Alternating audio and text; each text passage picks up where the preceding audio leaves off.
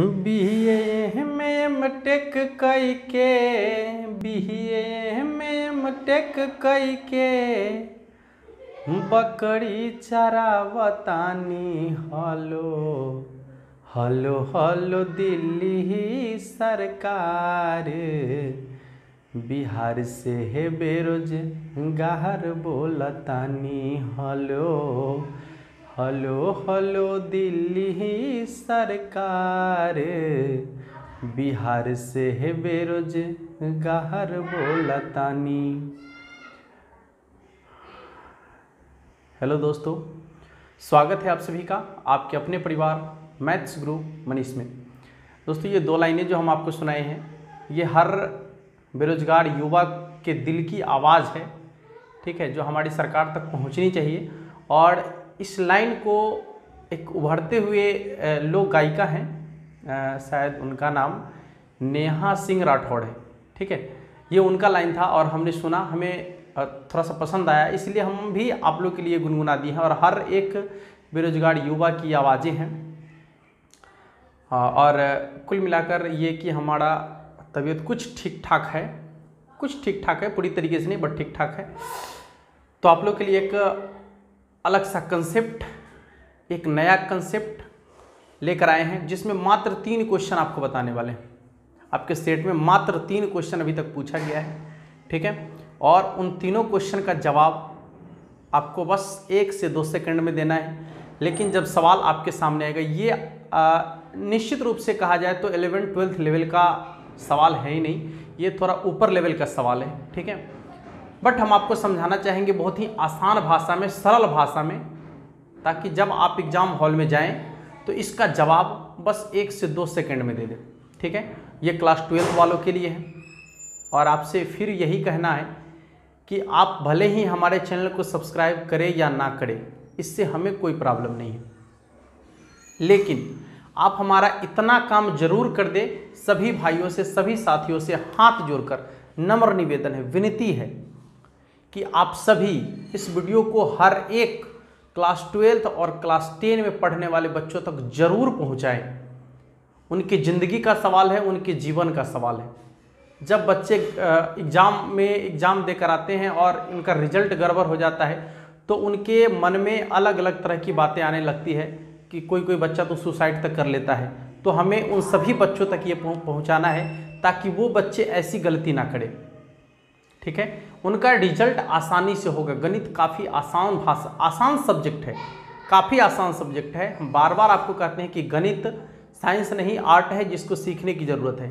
और इसके लिए हमारा मुहिम है कि हम आपको गणित सिखाकर रहेंगे, गणित समझाकर रहेंगे, गणित पढ़ाकर रहेंगे, ठीक है मेरे भाई, मेरे साथियों।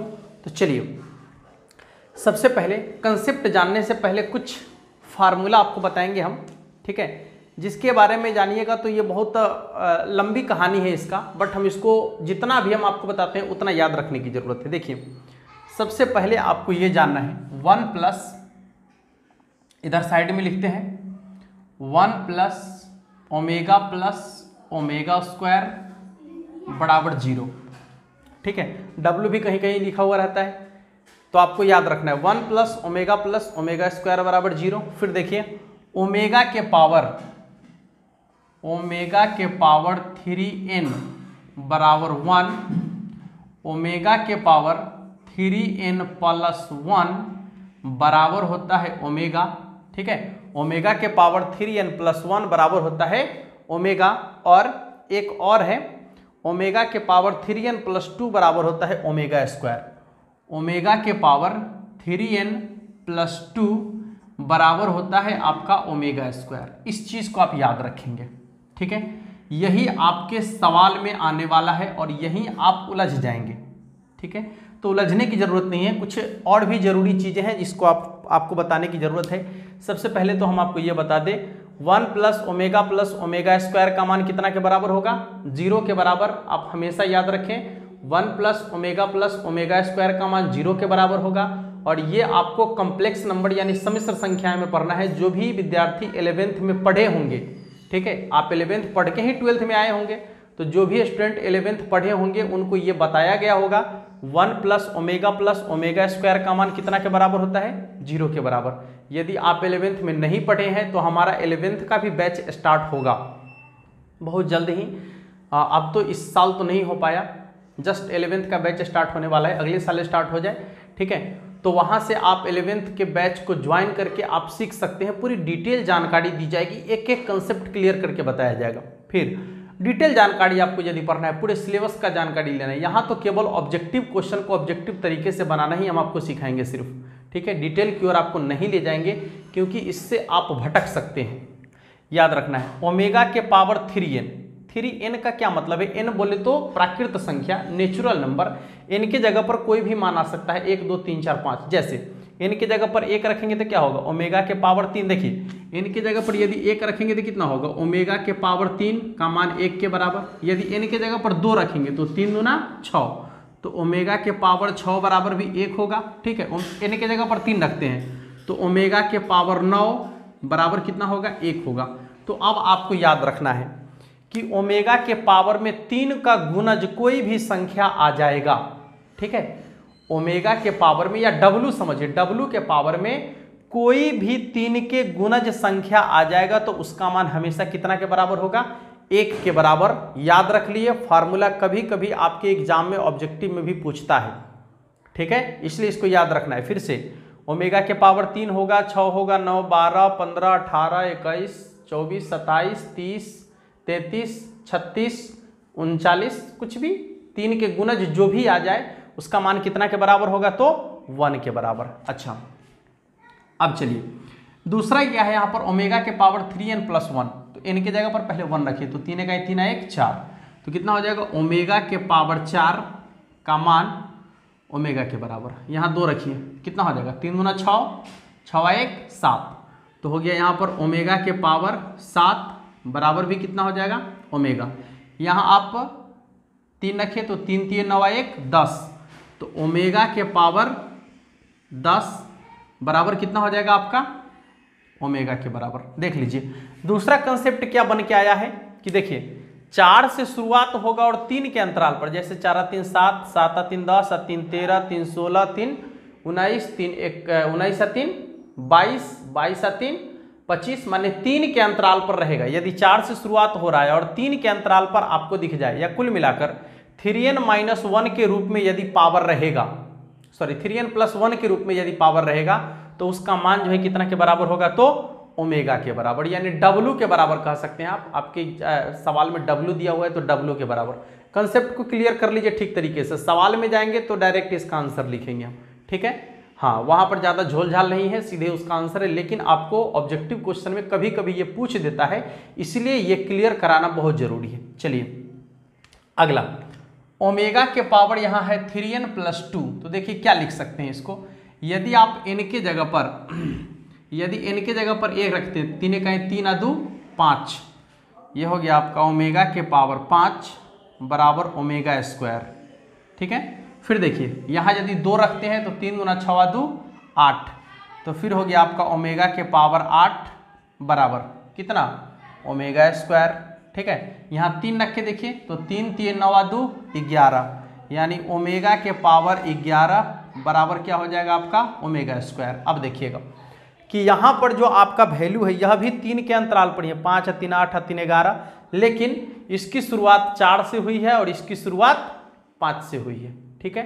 तो यदि इस टाइप का आएगा आपका घात तो उसका मान जो है ओमेगा स्क्वायर के बराबर हो जाएगा। कितना के बराबर हो जाएगा?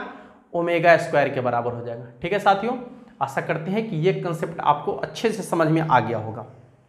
चलिए विशेष नहीं सोचिए कि कहाँ से आ गया, कैसे आ गया, विशेष कुछ भी नहीं सोचना है आपको। जितनी बातें हम लिखाए हैं बस इसको अपने माइंड में एडजस्ट करके रख लीजिए केवल आप, ठीक है। सवाल इससे ही बन जाएगा आपका। अब आइए सवाल की ओर ले चलते हैं। ये फार्मूला आपको ज्यों का त्यों रहने देते हैं अभी, ठीक है। सवाल की ओर ले चलते हैं सीधे। सवाल आपको दिख रहा होगा आपके सामने में, पहला सवाल, ठीक है। सबसे पहला सवाल आपके सामने दिख रहा होगा, इसका आंसर आपसे पूछा जा रहा है। देखिए क्या कहता है सवाल, कहता है कि यदि ओमेगा समीकरण x³ - 1 = 0 का एक अवास्तविक मूल हो तो, एक अवास्तविक मूल हो तो किसका मान पूछ रहा है? देखिए तो 1 ओमेगा स्क्वायर उसके बाद ओमेगा ओमेगा स्क्वायर 1, इसके बाद क्या है ओमेगा स्क्वायर 1 ओमेगा, इसका मान कितना के बराबर होगा? ठीक है, इसका मान कितना के बराबर होगा?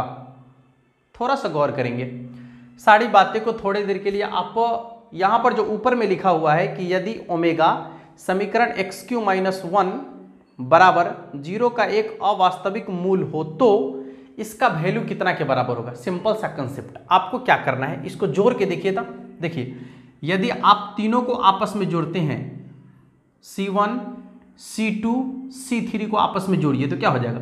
Omega plus 1 plus omega square, clear है?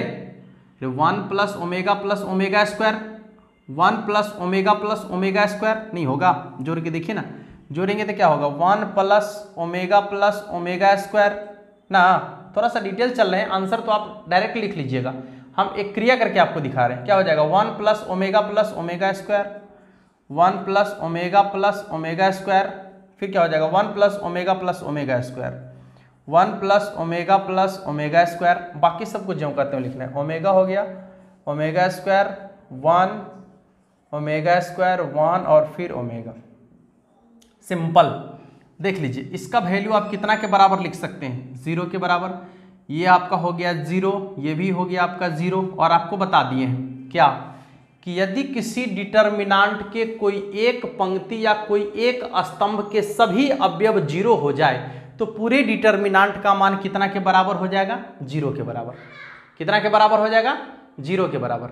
नहीं तो बता दीजिए कि इसका आंसर कितना के बराबर होगा। कितना आसानी से इसका आंसर आप दे सकते हैं, नहीं हो जाएगा 0 के बराबर। देख लीजिए, ये पूरा का पूरा, ये भी आपका 0 है, ये भी 0 है, ये भी 0 है, तो जब एक पूरे कॉलम का मान 0 के बराबर हो गया, कॉलम का प्रत्येक अवयव 0 हो गया, तो पूरे डिटर्मिनेंट का मान 0 के बराबर हो जाएगा। तो इसका मान कितना के बराबर हो जाएगा? 0 के बराबर। ठीक है मेरे भाई, सभी को समझ में आया होगा, कहीं कोई प्रॉब्लम नहीं होना चाहिए किसी को। तो ये पहले सवाल था इसका। अब आइए दूसरे सवाल की ओर बढ़ते हैं कि इसका दूसरा सवाल क्या कहता है। इत्मीनान से देखिएगा, सवाल को घबराकर पढ़ने की जरूरत नहीं है, आराम आराम से देखिए। थोड़ा वक्त जरूर लगेगा, लेकिन एक एक सवाल आप सीखेंगे, बनाने का तरीका समझेंगे, तभी जाकर आप एग्जाम में उसको अच्छे तरीके से सॉल्व कर पाएंगे। ठीक ना मेरे भाई, घबराइए नहीं, एक एक सवाल आप बनाइएगा। दूसरा सवाल आपके सामने दिख रहा होगा। दूसरा सवाल इसको कैसे बनाएंगे देखिएगा, बहुत कम वक्त में इसको बना लीजिएगा आसानी से आप। सवाल आपके सामने दिख रहा होगा, देखिए बनाकर, सवाल आपके सामने दिख रहा होगा। देखिए क्या है, समझिएगा।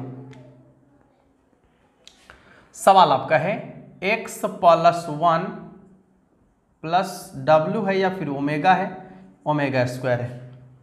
ठीक है, चलिए यही सवाल है। फिर आपका क्या है, देखिए यहां पर ओमेगा है, x प्लस ओमेगा स्क्वायर है। ठीक है, और फिर यहाँ क्या है, यहाँ आपका हो जाएगा 1 ना। फिर यहाँ देखिए सवाल आपका है ये 1, ऐसा ही होगा 1, सॉरी ओमेगा स्क्वायर 1 और x प्लस ओमेगा, ये आपका है omega square 1 x plus omega. इसके बाद क्या दिया हुआ है कि इतना का मान यदि 0 के बराबर है, इतना का मान यदि 0 के बराबर है तो x का मान क्या होगा? x बराबर वाट। समझिए बाबू, सवाल के टाइप को समझ लीजिए। देखिए यहां पर वेरिएबल होगा, समझिए वेरिएबल होगा। इसके बाद ये तो वेरिएबल है आपका, तो इसी का मान आपसे पूछा जा रहा है, ये वेरिएबल है, इसी का मान पूछा जा रहा है। अब आपको ध्यान रखना है, देखिए यहां पर 1 plus omega square, 1 plus omega square, 1 plus omega square, दिख रहा है? नहीं दिख रहा है। 1 प्लस ओमेगा स्क्वायर, फिर 1 plus omega square, 1 plus omega square. ठीक ना, तो आपको इस समय इसका जो मान निकालना है, सिर्फ और सिर्फ कहां से निकालना है, क्योंकि देखिए कहीं भी जोड़िएगा तो 0 के बराबर आ रहा है, कहीं भी जोड़ेंगे तो किसके बराबर आ रहा है? 0 के बराबर आ रहा है। तो जब आप इसको जोड़ते हैं तो 0 के बराबर है, तो x का मान कहाँ कुछ होगा? x का मान भी तो 0 ही होगा ना, क्या x का मान भी 0 ही होगा। आप यहां से देख लीजिए, जब आप ऐसे मान निकालेंगे x प्लस आपको बोले थे कि इसके विकर्ण के अवयव को जोड़िएगा तो 1 प्लस ओमेगा स्क्वायर, तो क्या हो जाएगा आपका -1 प्लस ओमेगा स्क्वायर। यही तो होगा ना, बोले थे ना कि जब इस तरीके का कंसेप्ट आ जाए तो आपको क्या करना है, इसके विकर्ण का जो कांस्टेंट वाला है उसको जोड़ लीजिएगा। तो क्या हो जाएगा 1 प्लस ओमेगा स्क्वायर, उसका चिन्ह बदल दीजिएगा, तो चिन्ह बदल दिए हैं। अब इतना का मान कितना के बराबर होता है, तो 0 के बराबर। तो जैसे ही यहाँ 0 रखेंगे, तो x का मान कितना हो जाएगा आपका 0 के बराबर। ठीक है, x का मान कितना के बराबर हो जाएगा 0 के बराबर। सवाल बनेगा सिर्फ 1 सेकंड में, समझाने में आप इतना वक्त ले रहे हैं हम, बस आप समझ जाइएगा तो 1 सेकंड में इसका आंसर लिख दीजिएगा। ठीक है, आइए अगले सवाल को देखते हैं। अगला सवाल आपका क्या कहता है, अगला सवाल 1-2 लाइन आपको क्रिया करना पड़ेगा, तो घबराइएगा नहीं, क्रिया करने से घबराइएगा नहीं। वक्त 1 से 2 सेकंड ज़्यादा लग सकता है, उससे क्या फ़र्क पड़ता है। ठीक है, लेकिन हाँ हमारा काम आप जरूर कीजिएगा। ये हमारा काम नहीं, ये आप लोग का अपना काम है कि वीडियो को अपने दोस्तों तक, अपने भाइयों तक, सबों तक पहुंचा दीजिएगा। इतना गजब का कंसेप्ट मिल रहा है आपको, इतना गजब का कंसेप्ट मिल रहा है कि आप सवाल को देखिएगा एग्जाम हॉल में और सीधे सीधे आंसर लिखिएगा। ठीक है, आप लोग मेहनत ना करें इसके लिए हम मेहनत कर रहे हैं। ठीक है, आप लोग को मेहनत ना करना पड़े इसके लिए हम मेहनत कर रहे हैं।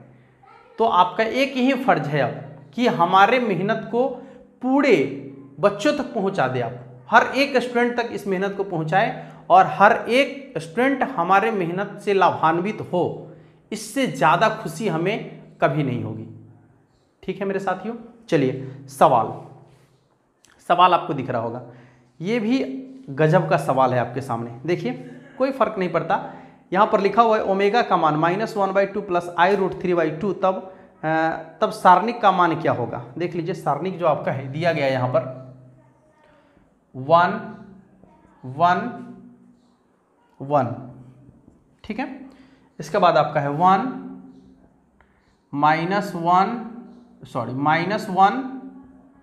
माइनस ओमेगा, फिर इसके बाद आपका है ओमेगा स्क्वायर। ठीक है, 1 ओमेगा स्क्वायर ओमेगा के पावर 4। थोड़ा सा गौर कीजिएगा, ज़्यादा नहीं, थोड़ा सा। देखिए -1 माइनस ओमेगा है। ठीक है, यहाँ से यदि हम माइनस को बाहर कर लेते, थोड़ा सा गौर कीजिएगा, हम सवाल में ही आंसर बनाने, यहाँ से माइनस कॉमन लेते हैं तो क्या हो जाएगा, जब माइनस को बाहर करेंगे हम तो क्या बन जाएगा, देखिए था 1 प्लस ओमेगा। अब यहाँ ध्यान दीजिएगा 1 प्लस ओमेगा का मान कितना के बराबर होता है, 1 प्लस ओमेगा का मान कितना के बराबर होगा, ये प्लस में उधर कहाँ जाएगा तो माइनस में, यानी माइनस ओमेगा के बराबर नहीं। देखिए तो आपका यहाँ पर जो मान है वो क्या है, ध्यान दीजिएगा -1 प्लस ओमेगा, और यहाँ पर 1 प्लस ओमेगा का मान कितना होता है माइनस ओमेगा स्क्वायर के बराबर। माइनस से माइनस कट गया, तो जहाँ 1 प्लस ओमेगा आपको दिख रहा है यहाँ पर आप लिख सकते हैं ओमेगा के स्क्वायर। ठीक है, कोई दिक्कत नहीं है। चलिए 1 1 1 1, ये आपका हो जाएगा ओमेगा स्क्वायर, नीचे ओमेगा स्क्वायर पहले से है, यहाँ हो जाएगा 1, ये हो जाएगा आपका ओमेगा स्क्वायर। और देखिए ओमेगा के पावर 4, यहाँ आ जाइए, ओमेगा के पावर 4 ना, एक n के जगह पर यदि आप 1 रखते हैं, ठीक है, तो कितना हो जाएगा 3 × 1 3 × 1 4, यानी ओमेगा के पावर 4 का मान कितना के बराबर होता है, ओमेगा के बराबर ना। तो चलिए जहाँ पर ओमेगा के पावर 4 दिख रहा है वहाँ पर क्या लिखेंगे, हम ओमेगा लिखेंगे। बड़ा आसान सा सवाल था। अब देखिए कुछ नहीं करना है आपको, आप सिंपल इसमें से इसको घटा लीजिए। देखिए तो ये वाला 0 हो जाएगा, ये वाला 0 हो जाएगा, 2 0 हो जाएगा। ठीक है, ध्यान दीजिएगा, थोड़ा सा ध्यान दीजिएगा।